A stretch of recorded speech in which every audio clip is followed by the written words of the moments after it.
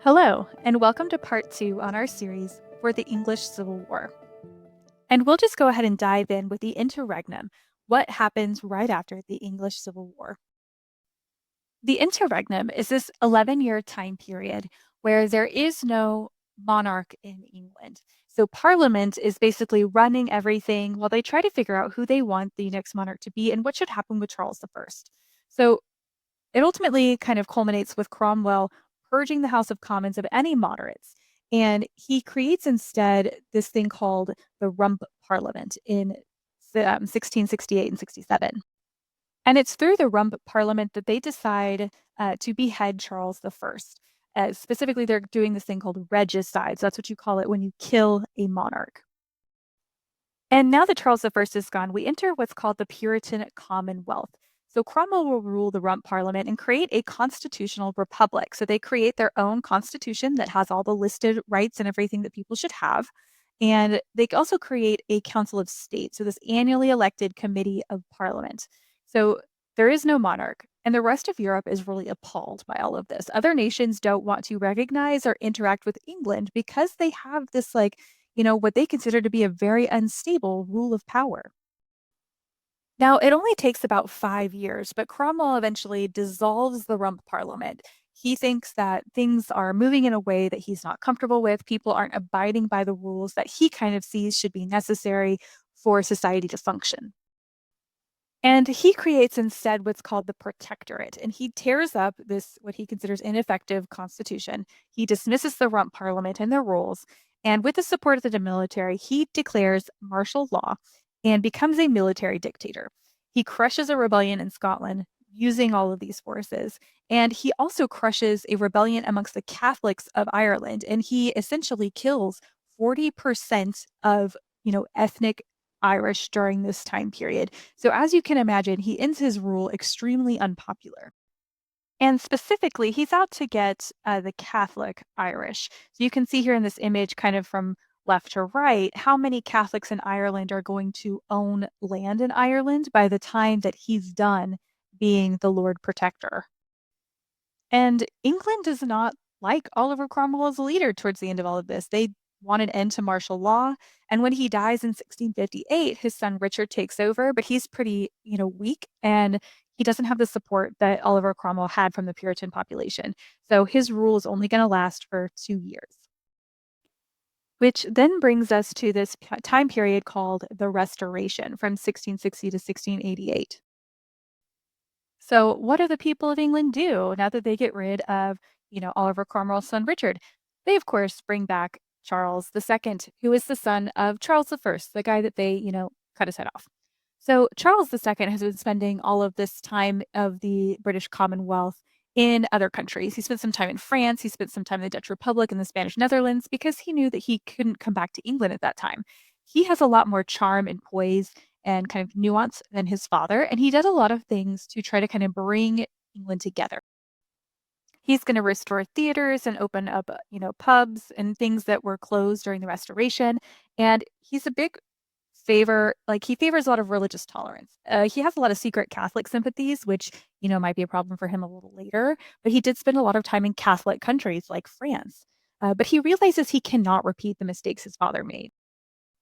In 1661, the Cavalier Parliament, which is filled with royalists, loyal to traditional monarchy, they disband the Puritan army that Oliver Cromwell led, pardoned most of those rebels, and restored authority officially to the Church of England instead of the Protestant faith. And then in 1662, we see the Clarendon Code, or the Act of Uniformity, where all clergy and church officials had to conform officially to the Anglican Book of Common Prayer, and it forbade nonconformists from publicly teaching or worshiping their faith. So, again, another dig at the Puritans. During the early years of his rule, though, there are some kind of things that pop up that set them back a little bit. The London Plague of 1665 and then the Great Fire of London in 1666. And Charles II has to spend some time responding to these different occurrences. So, some other legislation that was enacted during Charles II's rule is the Test Act, which is a pretty important act. It's where Parliament excludes all but Anglicans from civilian and military positions. And again, this is seen as a sign that the Puritans are considered too radical and Catholics are seen as traitors, we need to only promote from within the Protestant communities. And this is part of what prompts a lot of Puritans to leave England and go set up colonies in the New World. And then we see the Habeas Corpus Act, basically just any unjustly imprisoned people could obtain habeas corpus, compelling the government to explain why they'd lost their liberty and ensure that they did have rights in the trial process. During his rule, we also see that he really helps shift the British Navy to becoming kind of the supreme navy of the world during this time. He gets help from Louis XIV, who he'd stayed with when he was in exile against the Dutch, and that kind of changes the tides of naval warfare and shipbuilding.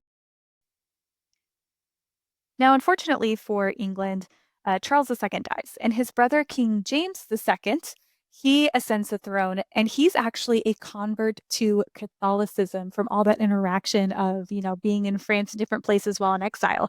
And this alienates many people within Parliament. They are very wary of Catholics and Protestants. And this provokes the revolt that Charles II had succeeded in avoiding.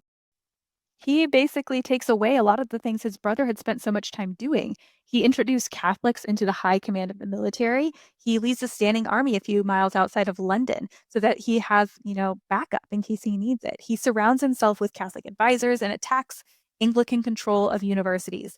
And he claims the power to suspend or dispense with acts of parliament. And so parliament's not going to like this. They just had a guy that finally listens to them. And this next king decides that he's not going to do that anymore, which then leads us to the Glorious Revolution. Now, this is really interesting. It's considered kind of the most nonviolent political almost overthrow in history, the Glorious Revolution. Basically, the leaders of parliament on all sides offer the throne jointly to James II's daughter, Mary, who's been raised Protestant, and her husband, William of Orange. Now, they don't live in England at this time. He's actually from the Dutch Republic, but they are given that opportunity. They're like, "Hey, your dad, you can come take over for him if you agree to be the new head of a constitutional monarchy and agree to the English Bill of Rights." And they do. They come over. It's a pretty peaceful exchange of power, and that's what happens. And the English Bill of Rights really settles all of those major issues between the king and parliament that they've had for the last few hundred years. And it's going to serve as a model for the United States Bill of Rights later on in about 100 years. It also formed a base for a steady expansion of civil liberties in the 18th and 19th century in England. So here are some of the more important things that the Bill of Rights says. The king can't suspend the operation of laws. He can't interfere with the course of justice. Like he can't get his friends out of trouble, basically. No taxes or armies can be maintained without Parliament's consent. Freedom of speech, religious toleration. Um, it also says the monarch must be Protestant. You can't have a Catholic monarch. Freedom from censorship of the press. Just a lot of different things that we kind of assume happen just with the US Constitution. The English Bill of Rights is really the first one to do a lot of these things. And while that kind of concludes the political part of this conversation, let's real quick just pivot to economics and what's happening in England specifically with economic changes. Now, economically in Britain in the 16 to early 1700s, they are doing things that are very different than the rest of Europe. So, first, Britain's the first country to really loosen government control of markets. So, we start to see a lot more free enterprise type ideas in the market, mostly because we already have the creation of like the British East India Company and the joint stock idea.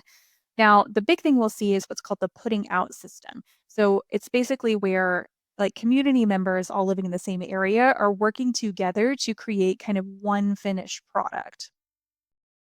So you see in the picture up here, like, you get the cotton and raw materials, and it goes to the first house and they do something, and then it goes to the second house and they do something different. And then the third house finishes it all up. And then the last one, sends it out to be sold. And so we get these collection of little villages that we see more urbanization, we see more markets for buying and selling, and more workshops being created. And we see a lot more production starting. So it makes a lot of sense here in the like early 1800s that they're going to be primed and ready for industrialization. This is like a little pre-industrializing right here. And then let's talk about the financial markets. So we get the creation of venture capital, this idea that banks and specialty lenders begin to finance new projects and you can invest into those. Um, We get the Bank of England. So it's one of the first national banks, a model of modern banking owned by stockholders. We get limited liability corporations. So these companies or corporations, their sole rights to give loans to the government. We get property rights and this idea that, it can't be confiscated. We get insurance for the first time. So this idea that you can protect your assets by paying a little bit of money each month to this insurance company, and it becomes something else to invest in. So Britain's already really advanced in this idea of investing your money into something larger to see gains in return, which again will lead us to the Industrial Revolution. All that to say, history doesn't just happen one thing at a time. While there's tons of political upheaval in England going on right now, there's also a lot of economic development. So trying to think about all those things going on at the same time is important to remember when thinking about history. But that's all we've got for today. Thanks for watching.